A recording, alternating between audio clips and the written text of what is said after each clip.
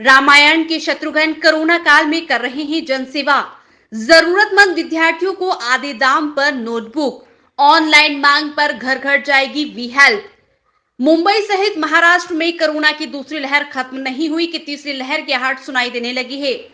तीसरी लहर से निपटने के लिए सरकार द्वारा तैयारियां शुरू कर दी गई है। स्वास्थ्य विभाग द्वारा यह बताया गया है कि कोरोना की तीसरी लहर सबसे ज्यादा युवा वर्ग और बच्चों को प्रभावित करेगी, जिसको रोकने के लिए सरकार हर संभव तैयारी कर रही है।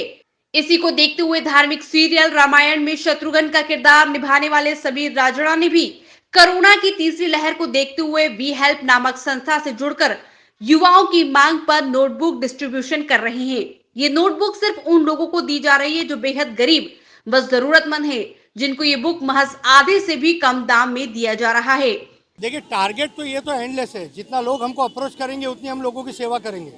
हमारा ओनली एक ही बात है कि भाई आज की तारीख में गवर्नमेंट ने जो हमारे ऊपर जो लॉकडाउन लगाया है, और लॉकडाउन में खास करके अभी उन्होंने रेस्ट्रिक्शन रखा है कि भाई बच्चों को नहीं आना है बाहर। तो अगर बच्चों को नहीं आना तो बच्चे पढ़ाई के लिए किताब लेने के लिए जाएंगे कैसे? दुकानें वगैरह बंद है। तो बेसिकली कैसा है कि दुकानें बंद होने के कारण उनको जो बुक्स वगैरह जो मुहैया करानी है वो हम लोग उनको डोर स्टेप में देते हैं, और वो भी मार्केट से भी 50% ऑफ में, ताकि घर पे लाके भी देंगे, अच्छी क्वालिटी भी होगी, बच्चे अच्छे से पढ़ेंगे भी, और वो भी उनके दरवाजे पे, ताकि वो अच्छे से पढ़ सकें। क्योंकि अभी महंगाई भी है, लॉकडाउन भी है, गवर्नमेंट के निर्बंध भी है कि भाई आपको बच्चे लोगों को होए तक बाहर नहीं भेजना है। तो उसको लेकर के हम लोग ने ये टारगेट रखा है कि भाई बच्चों को हम लोग हर एक बिल्डिंग में देंगे, और ये पूरे बिल्डिंग पर में हम लोग ये पूरे मुंबई में हम लोग स्टार्ट कर रहे हैं।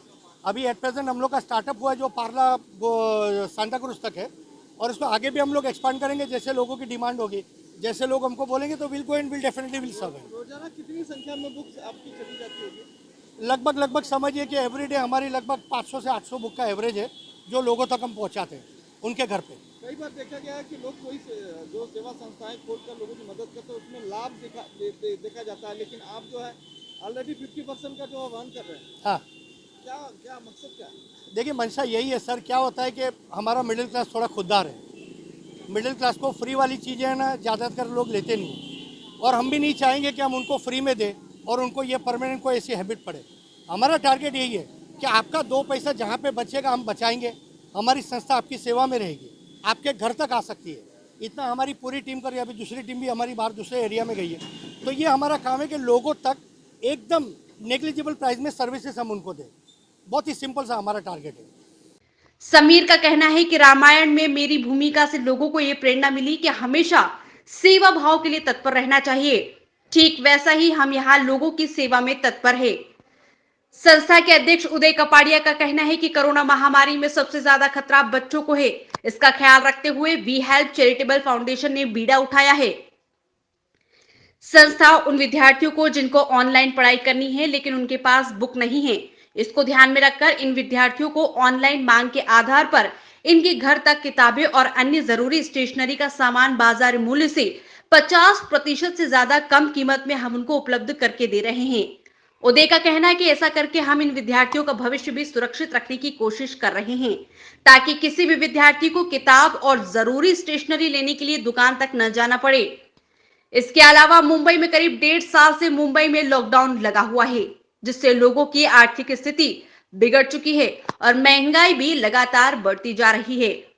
उसमें हमारी तरफ से दी गई किताबों के द्वारा उनके माता पिता को खर्चे में थोड़ी सी राहत हो जाएगी, और ये सेवा स्लम इलाकों और मिडिल क्लास और जरूरतमंद बच्चों के लिए कर रहे हैं, और आने वाले समय में पूरे मुंबई शहर में इसका विस्तार करने की हमारी योजना है। कहना चाहूँगा कि वी हेल्प चैरिटेबल फाउंडेशन है, वो लोगों की सेवा करता है। और ये कोरोना काल में, ये पैंडेमिक जो चल रहा है उसमें हम लोग ने बहुत सारे लोगों की सेवा की। और मैंने पहले भी अभी बताया थोड़ी देर पहले कि लोगों की सेवा करना बहुत ही सुकून मिलता है एक्चुअली। और हम लोग जी जान से मेहनत कर रहे हैं। हमारी टीम इतनी अच्छी है, इतनी प्यारी टीम है, और सब मेहनतू है। और सबसे अच्छी बात यह है कि हमारे जो मेन जो हैं वो उदय भाई कापड़िया, जो हमारे टीम के लीडर हैं, फाउंडर है इस चैरिटेबल फाउंडेशन के, उनकी हेल्प में, उनके गाइडलाइंस में हम लोग जगह जगह जाके सबकी मदद करते हैं, सबको हेल्प करते हैं।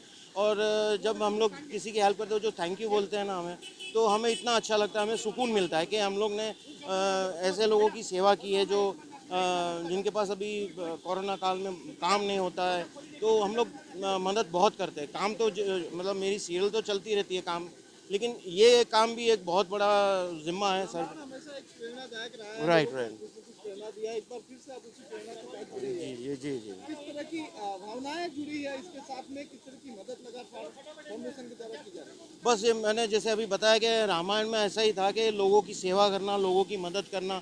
और ये हम लोग जो वी हेल्प फाउंडेशन है एक्चुअली ऐसा है, मैंने अभी बताया मैंने कि इसमें जुड़ने से मुझे इतना अच्छा लग रहा है, अच्छा महसूस होता है कि हम लोग लोगों तक पहुंच रहे हैं, लोगों की सेवा कर रहे हैं, लोगों को जो चीज़ें चाहिए, जो मतलब अनाज राशन पानी जो भी है हम लोग देते हैं उनको, और लोगों की सेवा करते हैं, लोगों तक पहुंचते हैं, और हमें बड़ी खुशी मिलती है। और हमारे मैंने अभी भी बताया कि फाउंडेशन में जितने मेंबर्स हैं, जितने ट्रस्टीज़ हैं, वो इतनी मेहनत करते हैं लोगों तक पहुंचना, मतलब दिन रात सुबह से लेके मतलब वैक्सीनेशन सेंटर में जाते हैं, बेड की अरेंजमेंट करते हैं, ऑक्सीजन अरेंजमेंट करते हैं, और वैक्सीन जो अभी हम लोग ने ये नेक्स्ट वीक से ये करने वाले हैं कि जो हैंडीकैप लोग हैं जो वहाँ तक नहीं पहुँच पाते, तो हम लोग कुछ रिक्शा हायर करने वाले हैं, उनको घर तक ला के वैक्सीनेशन सेंटर तक वैक्सीन दिलाने में और फिर से उनको वापस घर तक पहुँचाना। तो ये हमारी सेवा रहती है, मतलब कोशिश तो बहुत करते हैं कि लोगों की मदद करें। तो आप लोग अपनी एपिसोड को मुश्किल देख पाते रहेंगे। राइट राइट लॉकडाउन में जिस तरह से लगातार दो बार सीरियल को चलाया गया, राइट राइट। काफी लोगों ने देखा भी, कैसा लगता है? बहुत अच्छा लगा कि मैंने अभी बताया कि एक तरह से लॉकडाउन का फ़ायदा ये हुआ कि फिर से रामायण देखने का मौका मिला। मैंने अभी बताया कि मैं जब वहाँ पे मतलब शूटिंग करता था, उमरगांव में शूटिंग चल रही थी, तो वो देखने को मिलता नहीं था, मौका नहीं मिलता था, क्योंकि हम लोग बिज़ी रहते थे शूटिंग में। लेकिन लॉकडाउन जैसे ही हुआ तब वो बताना शुरू किया, रामायण फिर से टेलीकास्ट हुई, तो मैंने खुद ने अच्छी तरह से प्यार से डिटेल में देखा। और सच्ची मैं बताऊं कि जब भी मैं देख रहा था तो मुझे मतलब अंदर से ऐसा फील हो, इमोशनल हो गया था मैं कि, और एक एक चीज़ जो देखते थे कि भाई ये सीन में हम लोग ने ये किया था, यहाँ मस्ती की थी, वहाँ मस्ती की थी, हम लोग का जो एक यूनिट बन गया था, एक फैमिली जैसे लोग थे, और सबके साथ में काम करने का मैं अपने आप को बड़ा फॉर्चुनेट समझता हूँ कि बड़े बड़े लोगों के साथ में काम करने का मुझे मौका मिला। अरुण जी ने काम किया है, इतना काम किया है, फिर दारा जी मतलब रुस्तम है हिंद, तो मैंने कभी सपने में भी नहीं सोचा था कि मैं ऐसे बड़े बड़े लोगों के साथ में काम करूँगा। और मेरे डैडी भी मतलब मूलराज राजरा रामायण में उन्होंने जनक का रोल किया था, तो उनके साथ में भी मतलब एक फादर सन के रिलेशन तो हैं ही, लेकिन जब सेट पे जाते थे तो मतलब ये बड़े बड़े लोग हैं सब, तो जैसे हम लोग बोलते हैं हमारी लैंग्वेज में पुराने चावल हैं, उनके पास से सीखने को इतना मिला, बहुत कुछ सीखने को मौका मिला मुझे। एंड मैंने अभी भी बताया ना कि आई एम वेरी फॉर्चुनेट कि मुझे इन लोगों के साथ में काम करने का मौका मिला। रामायण में देखा गया कई बार कई ऐसे पल आए जो लोग आउट हो गए, रोने राइट लगे, राइट लोगों को नेत्रों में आंसू में, जैसे सीता मैया जब धरती में जा रही थी जी जी उस वक्त, क्या कुछ ऐसा पल आपको लाइफ में शूटिंग के दौरान ऐसा लग रहा लग रहा था, बहुत बिल्कुल लग रहा था, क्योंकि जैसे वो एक भरत मिलाप वाला सीन था जहाँ पे वो फिर वो गाना था कि वो कि राम भक्त ले चला रे राम की निशानी, वो ऐसा इमोशनल हम लोग सब लोग हो गए थे। तो वाकई में अभी भी देखो मेरे रोंगटे खड़े हो गए वो सीन को याद करते हुए। हम लोग सब लोग लिटरली ग्लिसरीन की ज़रूरत ही नहीं पड़ती थी, और खुद पापा जी मतलब रामानंद सागर जी वो जब सीन लिखते थे और सीन हम लोग को एक्सप्लेन करते थे, तो उनकी खुद की आंखों में आंसू आ जाते थे। और सब जितने सेट पे थे, जैसे ये देश निकाल कर दिया, मतलब उन्होंने रामायण को मतलब ये राम जी को 14 वर्ष का वनवास दिया, और जैसे दशरथ की जो हालत थी वो सब मतलब वो जो रो रहे थे, तो हमें भी ऐसा फील हो रहा था कि ये सब सचमुच हो रहा है, कोई एक्टिंग नहीं करते थे, मैं अंदर से वो सब फीलिंग्स आती थी। किसी को ग्लिसरीन की ज़रूरत ही नहीं पड़ी थी, क्योंकि वो ऐसे इमोशनल पापा जी ने सब लिखा था, और इतने अच्छे अच्छे मंजे हुए कलाकार, इतने अच्छे अच्छे कलाकार। आखिरी सवाल, रावण को मारने में राम और लक्ष्मण का हाथ था, जी उस सीन को देख के आपको कभी लगा कि काश मैं रहता तो मैं भी रावण को मारता? जी बिल्कुल लगा था, क्योंकि और दूसरी बात ये था जब वो ये लवकुश कांड का था, तब वो उसमें लवणासुर करके एक राक्षस था, तो उसको मारने का मुझे मौका मिला था, क्योंकि वो बहुत लोगों को तंग करता था, विघ्न करता था, मतलब बाधाएं बहुत करता था वो।